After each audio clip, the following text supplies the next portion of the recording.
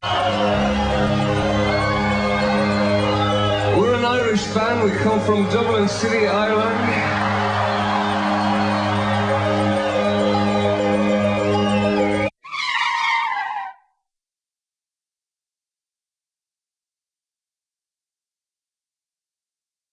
Okay, is everybody ready to pour a pint of Guinness? Yay! First of all, I just want to welcome you all to Guinness Storehouse. Mark McGovern is my name, and I work in the marketing department of Guinness Storehouse. But first of all, I'm just going to go through the 6 basic steps to the perfect pint of Guinness. Okay. It's very important that, of course, you have a Guinness branded glass for the effect, the visual effect, and also that it's a clean glass. So what I usually suggest is people hold it to the light and check if there's any noticeable stains in the glass. Okay. The next thing that we do is we hold the glass at about a 45-degree angle. Okay. Something like this, without, if possible, putting the nozzle into the glass, like this, okay? So we're going to hold it just slightly away from the glass, with your last finger, the 4th finger, on the heart, okay? Just to hold it in position. And then the 3rd step is just to simply slowly pull the handle down until it's all the way down, okay? And here you can hear the hissing of the gas already, which is what we're going to need to create the lovely creamy head, which we have on the top of the Guinness. So slowly straightening the glass up will gently stop, okay? And this is where the kind of anticipation factor kicks in, okay? So if, I don't know, if you're out in a bar tonight with your friends and you're waiting for a pint of Guinness, or like yourselves now, having spent a lot of time walking around the building, that thirst is built up, okay? So you're really anticipating that first pint of Guinness. So Guinness, you have to work for its affection a little bit. You have to wait that 2 minutes, okay? Which you can see here, and it's also beautiful visually, okay? So what's happening here is we've got the nitrogen gas that's going to work, and that is why you see this surge effect, where the nitrogen bubbles, millions of nitrogen bubbles, are going down the side of the glass and then back up again through the middle of the glass. So if you look very closely at your pint, you actually can see the millions of bubbles going up to the top. What's very important for Guinness is that you always do the 2-step part pour, okay? Never fill it all the way up to the top, okay? The main reason for this, because if you fill it right up to the very, very top, more often than not, of course, the head is going to get bigger and it'll spill over at the top. And there's nothing more frustrating if you love your Guinness than seeing a pint of Guinness being handed to you with it foaming over, okay? So what we're going to do now is, when we top up the pint of Guinness, it's very important that you push the handle the other direction. So beforehand, we pulled the handle towards us. This time, we push it away. And what this does is it gives the Guinness a much more controlled pour, a slower pour, which means we can get that lovely creamy head and fill it right to the top without the risk of spilling it, okay?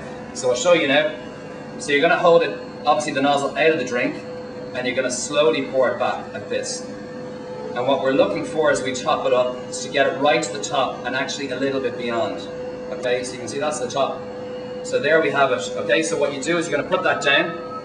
And what you'll notice about this pint of Guinness is, what we always want is for there to be a slight dome on the top of the pint, okay?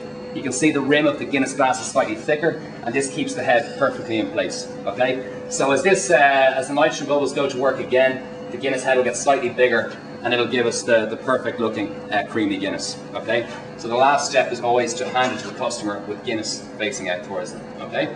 So now we're just going to let that settle for another maybe 20 seconds, and then you're ready to drink it, okay? Some people obviously say, not too much of a fan of Guinness the first time because I found it a little bit bitter, okay? And the reason for this is a lot of people, when they see Guinness the first time, is the colour is very dark and puts them off a little bit, so they're a bit afraid to drink it. So we get a lot of people who come to the Gravity Bar here tasting Guinness the first time, and they tend to do this, okay?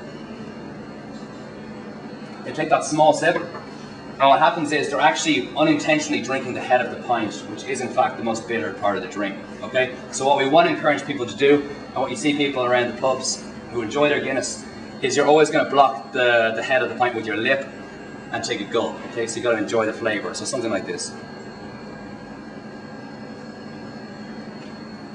Wash it around, get rid of that horrible moustache, and then put it back in the bar. Because that way, we call it Ronnie here, okay? So what we do is we're going to have that washed around, and only that way do you get the roasted flavour of the drink, okay? And what also happens with the clean glass, you'll see there's white lacing, okay? So if I take another gulp from this, you'll see it leaves a white film, which we call lacing, and it actually leaves rings in the glass. So a clean glass will always leave these rings behind, and that's a way of telling how many sips the person is actually taking from the glass to consume the Guinness. It's also a telltale sign that the glass is clean that you're using, okay? You're all getting very thirsty just looking at this, so I'm going to get you to pour your own drink. but just to appreciate the kind of the flavour of the drink. So who would like to be the first volunteer to bravely go first? It's the first Guinness of the next day, and it's, what is it, about 8 a.m.? Something like that? No. What time is it, Allison? It is about 12:30 our time. 12:30, first Guinness. We're going to have 47 drinks today. Number one.